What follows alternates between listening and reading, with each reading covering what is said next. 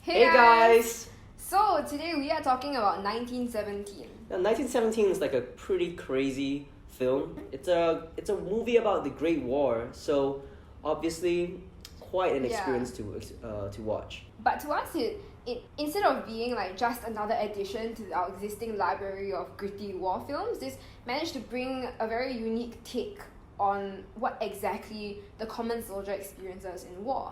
And that really came through in its use of camera techniques, which is something that now Noah is going to talk about. Alright, so talking about one shot, as it seems to be, and that makes the film all the more tiring to watch in a sense. And this makes it into a one entire journey instead of several short takes. This adds to the experience of war, how war is one after another hit, where there's always someone shooting at you, there's always a bomb going off in the distance. It's a very, very tiring, painful experience to live, especially as a lowly common soldier. And right at the end, when he sits fatigued and tired, you yourself also feel connected with him and feel just as tired of him after the entire crazy journey that he experienced. So this is about it for the spoiler-free version of what we have. So thanks for watching. Moving on to Respite. Jolene will be taking this. So another thing that I wanted to add on was that when we talk about story construction and like characters, we like movies that have characters that drive the plot with their own decisions, active characters. In 1917, Schofield is definitely not an active character. He is reactionary. Everything that happens, he's reacting to it. Like when people shoot him, he runs. When people chase him, he runs. So a lot of this adds to this idea of war, that the common soldier in the war cannot control his own decisions. And therefore, every decision that he makes is always reactionary. When his friends die, it's not his fault. It's the fault of like just a peripheral issue, like a plane falling from the sky.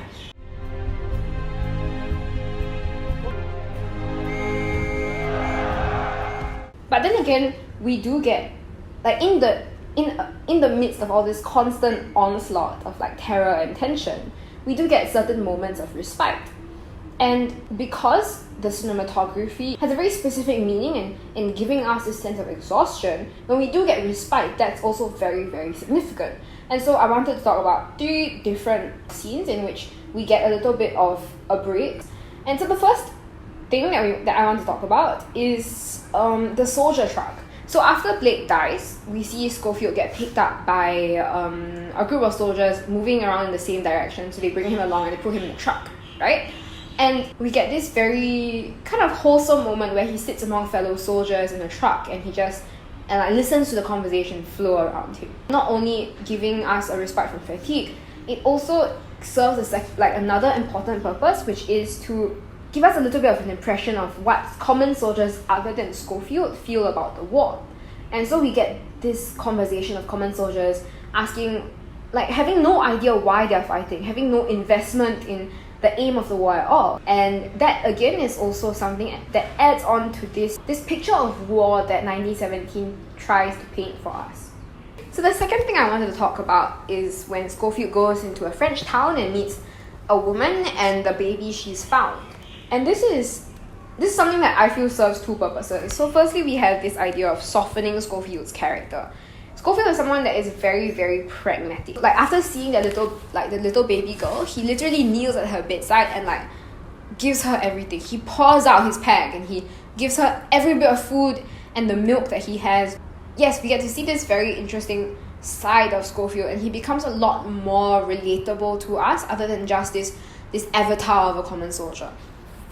And the second purpose that I feel this serves is very, very important, is that this scene is crucial because it gives Schofield the chance to give up. When he stumbles into that room, he is tired, he is dirty, he's wounded, he has probably a concussion, and the woman lets him sit down. She wipes away the blood on his face, she tries to take care of his wounds, she gives him comfort in a period of time where he's been constantly running and racing against the clock.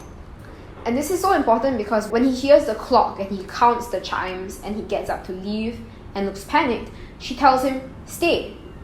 She holds on to his arm and she says, stay here, it's safe here. And this is such an important part of the story because it gives him the chance to just screw it all and stay. And the great thing is that we see Schofield struggling against that choice, but eventually deciding that duty and his friend's death are far more important than his own personal desires.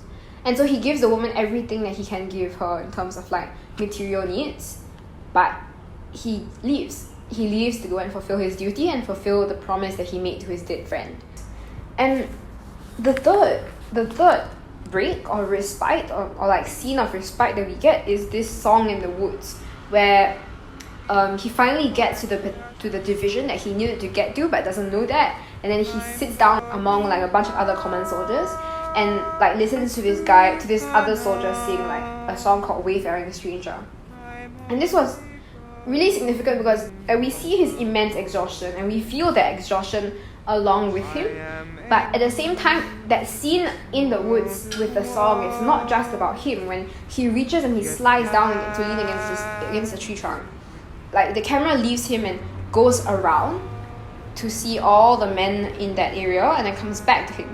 And so we see another scene on the perspective of the common soldier other than Schofield, and we get this idea of this common desire to go home, and it's strong yearning not to win the war but to just survive so that they can see their family another day. And so what we found very significant about the way 1917 is constructed is not only that whole one-shot idea that gained it so many awards, but the way it uses that one-shot idea to push this idea of fatigue, exhaustion, tension and terror, and then intersperses that with little moments of respite that are used not just to give the audience a break but to give you a better idea of who Schofield is as a character and to push greater messages about the common soldier's experience in war.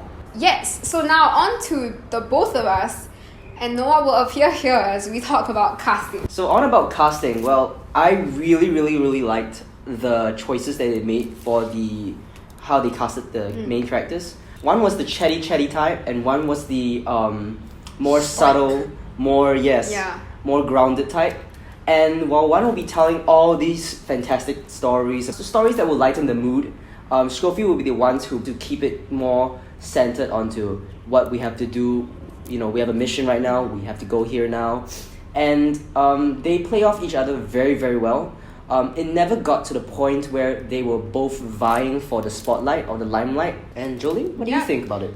I thought it was really interesting that I thought the casting for characters of different ranks were very interesting, because we have, for our two main characters, two actors that you really haven't ever seen before on the big screen.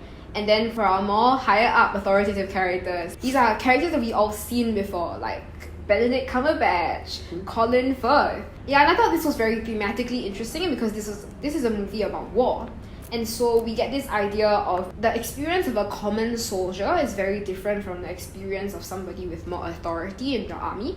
And so the people that do have this authority to really change the play of war are people whose names we already know, are people who make history, as opposed to the kind of no-name common soldiers that these two characters are.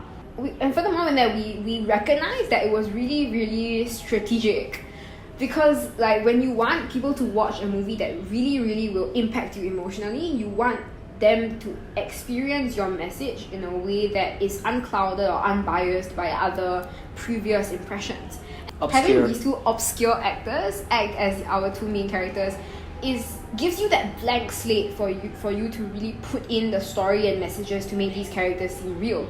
But at the same time, it still manages to put in the big name characters that you would need in order to be Academy Award material, be award or film festival winner material, by having these big name actors as as cameo characters, like kind of cameos, because They never steal the limelight. They never ever steal the limelight from our two main characters. And this is really strategically done because Sam Mendes knew that this movie would be something that is award winner material, and he needed the big name actors to push up and like gain attention for this movie. And so we thought it was a really smart way of solving this interest and attention problem while managing to do this in a way that adds to the theme of war and like who actually makes history.